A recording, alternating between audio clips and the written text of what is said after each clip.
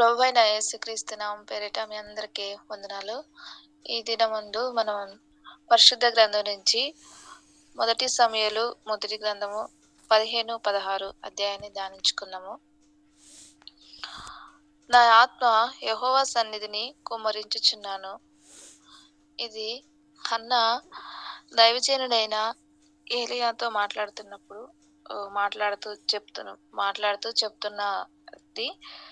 ఎందుకు మౌనంగా ఉండి ఈ విధంగా ఉన్నావు అనంటే, అప్పుడు హన్నా చెప్తుంది, నా ఆత్మ యెహోవా సన్నిధిని కుమ్మరించుకొనుచున్నాను.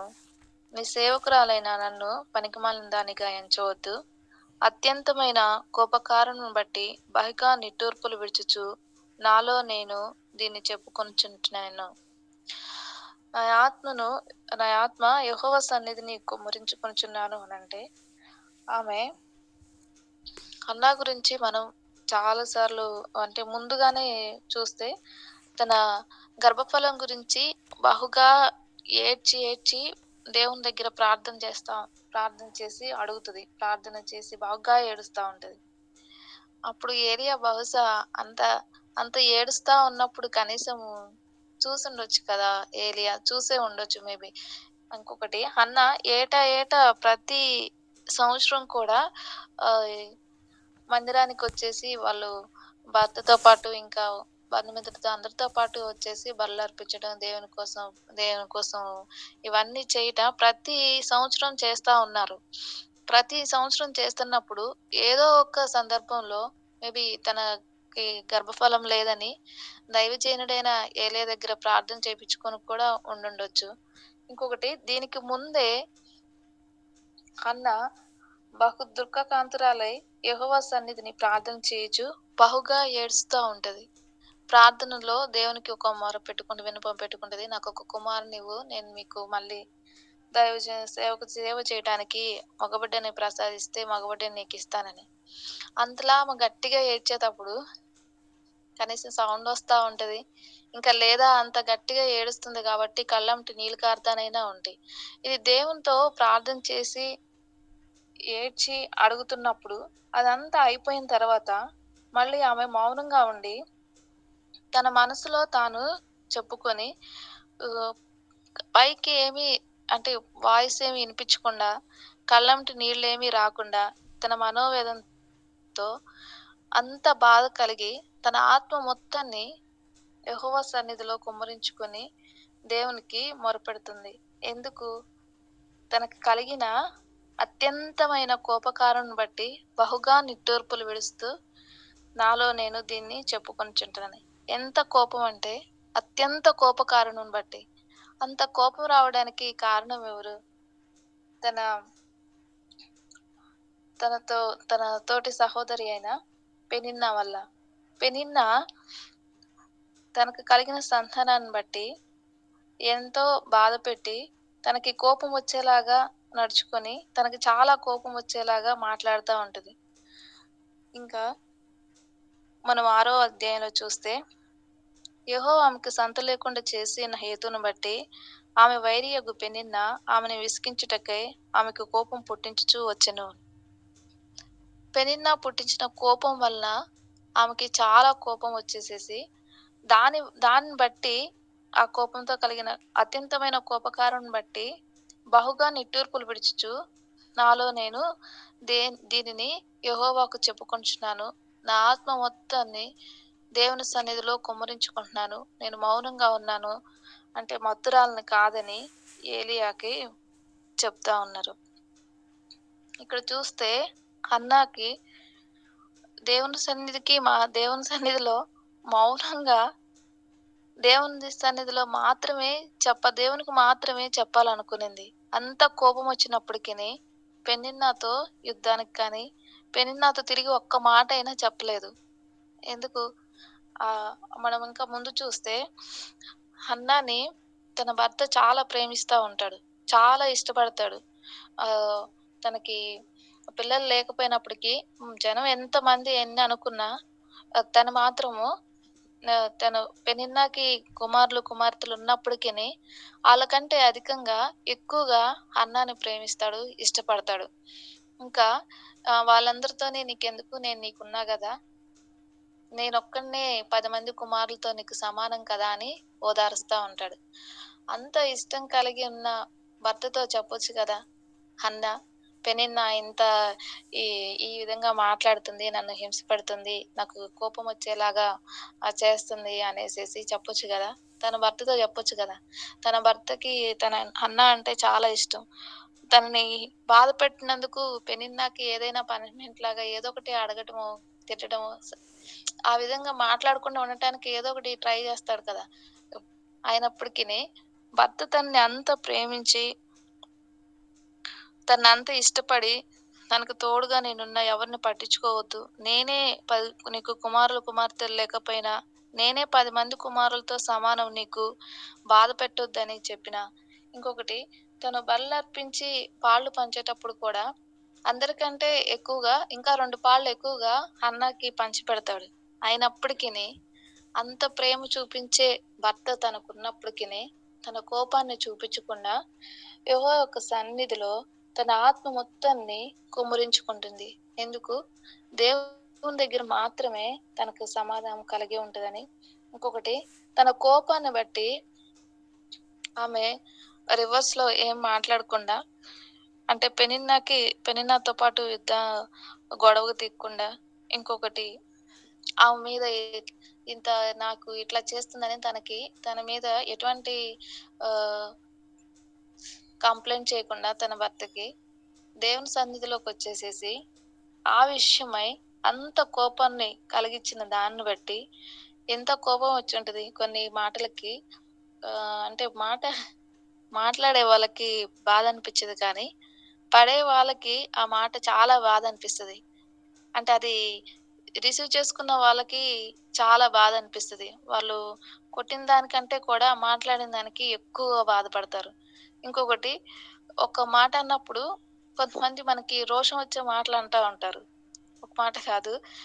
దీనికి వాళ్ళకి రోషం రావాలి అన్నట్టుగా మాట్లాడుతా ఉంటారు. ఎంత ఓకే. ఈళ్ళకి రోషం వచ్చి రివర్స్‌లో నన్నేం జేస్తారు? రోషం వస్తే ఏం జేస్తారు? ఏం జేయలేరు గదా! అన్నట్టుగా ఇంకా చాలా మాటలంటారు. రోషం కలిగిచ్చి రివర్స్‌లో మళ్ళా వాళ్ళతో గొడవ పడే అంతలాగా మాట్లాడేస్తారు. కానీ హన్నాకి ఆ అవకాశం ఉన్నప్పటికిని తన భర్త దగ్గర ఏం చెప్పుకోలేదు. తనకు కలిగిన కోపాన్ని బట్టి తన సహోదరితో గొడవ పడలేదు. ఇంకా ఆమె ఏమేమనింది, ఎట్లా మాట్లాడింది, ఎంత కఠినంగా మాట్లాడింది, ఏం మాట్లాడింది, అదేమీ పైకి చెప్పకుండా దేవుని సన్నిధిలో మౌనంగా ఉండి తన ఆత్మతో దేవుని సన్నిధిలో తన ఆత్మ మొత్తాన్ని దేవుని సన్నిధిలో కుమ్మరించుకొని, తను మాట్లాడిన ప్రతి దానిని బట్టి, తనకు కోపం వచ్చే ప్రతి మాటను బట్టి దేవుని సన్నిధిలో మాట్లాడుచు, నిట్టూర్పులు విడుచుచు, దాన్ని దేవుని సన్నిధిలో చెప్తా ఉంది. మౌనంగా, బయటికి చెప్పకుండా. ఎందుకు? దేవుడు మాత్రమే దానికి సమాధానాన్ని దయచేస్తాడు అనే నమ్మకంతోనే ఇంకొకటి గొడవ పడటం వల్ల ఏమి రాదు కదా! దేవుడే చూసుకుంటాడు. దేవునికి అప్పగిచ్చాలి అనుకునింది. భర్త తనని అంతగా ప్రేమిస్తున్నప్పటికిని భర్తకు కూడా చెప్పలేదు. మనం ముందు చూసుకుంటే అబ్రహాము, సారా విషయంలో కూడా ఇలాగే జరుగుతది. హాగరు సారాని ఆహ్, చాలా ఈ చిన్న చూపు చూసినప్పుడు సారా నేను విసిగిపోయానని అబ్రహాంకి చెప్తది. అబ్రహాం ఏం చెప్తాడు? "నీకిష్టం వచ్చింది చేసుకో. నేనేమి అడ్డు చెప్పను. నీకు నచ్చింది చెయ్యి" అని చెప్తాడు సారాకి. కానీ ఇక్కడ హన్నా తననంతగా ప్రేమించే భర్తకు కూడా చెప్పకుండా ఇంకెవరితోనైనా చెప్పలేదు. నన్నిట్లా చేస్తుంది అనేసి. తనకు కలిగి అంత కోపంతో కూడా ఏమి ఒక్క మాట కూడా మాట్లాడకుండా దేవునికి మాత్రమే అప్పచెప్పాలని దేవుని సన్నిధిలో తన ఆత్మ మొత్తాన్ని దేవుని సన్నిధిలో కుమ్మరించుకుంటుంది. ఆత్మను కుమ్మరించుకోవడం అంటే నరుని ఆత్మ యెహోవా పెట్టిన దీపము అది అంతరంగములన్నిటియు శోధించును అనేసి. మామూలుగా మాటలతో అయితే చెప్పొచ్చు. ఇదిగో ఇట్లా బాధ పెట్టినారు ప్రభా! ఇట్లా ఇదిగో ఈ ఈ విధంగా నేను కోప్పడ్డాను అనేసి చెప్పొచ్చు. అయితే తన ఆత్మ మొత్తాన్ని అంటే టోటల్‌గా తనకు కలిగిన దాన్ని మొత్తాన్ని సంపూర్ణంగా దేవుని సన్నిధిలో కొంచెమైనను ఇది లేకుండా మొత్తం దేవుని సన్నిధిలో కుమ్మరించుకొని, దేవునితోనే మాట్లాడి, తనకు కలిగిన బాధంతటిని తనకి దేని వల్ల కోపమొచ్చిందో, దేని వల్ల బాధ కలిగిందో, దాని మొత్తాన్ని దేవునికి అప్పగించి, సంపూర్ణంగా తన ఆత్మ మొత్తాన్ని కుమ్మరించి అడుగుతుంది. ఇంకా ఆమె నమ్మి ఎలాగా ఒక మాట మాట్లాడి వదిలేయలేదు కానీ, తనకి కుమారుని అడిగినప్పుడైతే ఒక మొక్కుబడి చేసి మరీ అడిగింది. నాకు కుమారుని మగబిడ్డనివ్వు నేను నీకు ఇస్తాను. నీ సేవకు అప్పగిస్తాను అనేసేసి. ఒక మొక్కుబడిలాగా.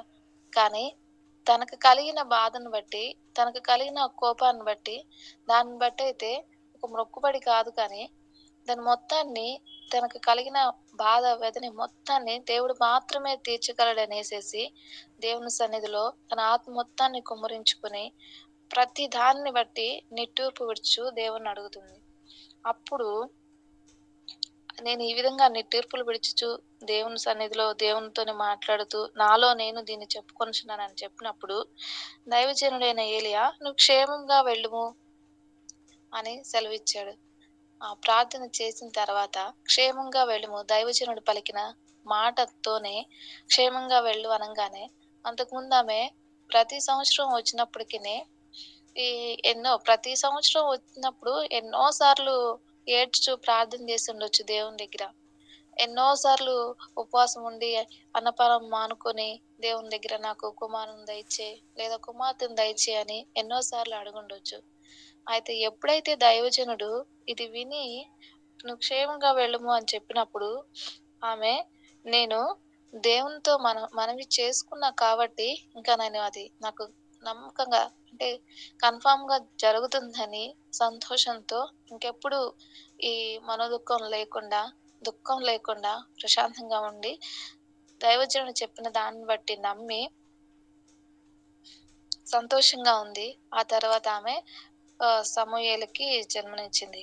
అదే ఎప్పుడైతే మనము సంపూర్ణంగా ఆత్మతో దేవుని సన్నిధిలో మొరపెట్టుకొని, ఆయనతో ముఖాముఖిగా మాట్లాడి అంటే తనకు కలిగిన వేదనంతటిని తనలో తాను చెప్పుకుంటే అంటే దేవునితో మాట్లాడి చెప్పుకున్నప్పుడు మనకి ఆ దుఃఖాన్నించి ఆహ్, ఆ బాధ నుంచి విడిపించబడతాము. ఇదే విధంగా సేమ్ దావీదు కూడా ఒకసారి సేమ్ ఇదే విధంగా ప్రార్థన చేస్తాడు. తన ఒక శత్రువులు తన ప్రాణం గురించి వెంటాడుతున్నప్పుడు తన ఒక గృహలో దాక్కొని దేవునికి బహుగా బాధపడి దేవునికి మొరపెడతాడు. కీర్తనలు 42, 1, 2లో బహు వినయంగా ఆయన సన్నిధిని నేను మొరపెట్టుచున్నాను. నాకు కలిగిన బాధ ఆయన సన్నిధిని తెలియచెప్పుకొనుచున్నాను. మనం ఎప్పుడైతే బహు వినయంగా అంటే వినయం కలిగి వాళ్ళు ఇట్లా చేశారు, అట్లా చేశారు అనేది ఎదుటివారిని బట్టి కాకుండా మన తప్పులను దాన్ని బట్టి తగ్గించుకొని బహు వినయంగా దేవుని సన్నిధిలో మొరపెడుచున్నప్పుడు అయితే మనకు కలిగిన బాధంతటిని బట్టి ఎదుటి వారికి చెప్పకుండా మన పక్క వాళ్ళకి చెప్పకుండా ఆయన సన్నిధిలో తెలియచెప్పుకుంటున్నాను అని అంటే దేవుడు మాత్రమే తీర్చగలడు. కొన్నిసార్లు మనుషులకు చెప్పినా అది తీరదు కానీ దేవుడు మాత్రమే తీర్చగలడు అనే నమ్మకంతో దేవుడు తప్ప ఇంకా వేరే ఎవరు లేరు అనే నమ్మకంతోనే వినయం కలిగి ఇంకా మన ఆత్మ మొత్తాన్ని దేవుని సన్నిధిలో కుమ్మరించుకుంటూ మన బాధని మన దుఃఖాన్ని మనకు కలిగిన ప్రతి దాన్ని బట్టి మనం రివర్స్‌లో విలువలే మాట్లాడకుండా మన చుట్టుపక్కల పరిస్థితులను బట్టి వాళ్ళకిలాగే మనం మాట్లాడకుండా మౌనంగా ఉండి ఎంత కోపం వచ్చే మాటలు మాట్లాడినా, ఎంత రోషం కలిగే మాటలు మాట్లాడినా, మన తప్పేమీ లేకున్నా, ఎంత బాధ పెట్టినా కానీ దాన్ని బట్టి వాళ్ళకి ఎదుటి వారికి చేయకుండా దేవుని సన్నిధిలో దేవుని మీద నమ్మకం ఉంచి మన ఆత్మతోనే వినయంతో దేవుని సన్నిధిలో మొరపెట్టినప్పుడు దేవుడు మన మొరని ఆలకించి దానికి సమాధానాన్ని దయచేస్తాడు. మనకి ఆదరణ కలుగజేస్తాడు. సో, ఈరోజు కూడా మనము దీన్ని బట్టి అన్నా వలె మనం దేవు ఎటువంటి ఎంత కోపం అంటే గొడవలకి గొడవలు జరిగే సిట్యుయేషన్లు ఉన్నప్పటికిని మన తప్పేమీ లేకపోయినా ఎంతో బాధపడుతున్నప్పుడు రోషం కలిగి వారితో వాళ్ళు ఏ విధంగా మాట్లాడారో ఆ విధంగా మాట్లాడకుండా అన్నా వలె దేవుని సన్నిధిలో మొరపెట్టేటువంటి కృపను దేవుడు మనకి దయచేయాలని, ఇటువంటి అన్నలాంటి ప్రార్థన కలిగి ఉండాలని, దేవుడు మనకు ఆ కృపనివ్వాలని యేసుక్రీస్తు నామం పేరిట అడిగి ప్రార్థన చేసుకున్నాము. ఆమేన్.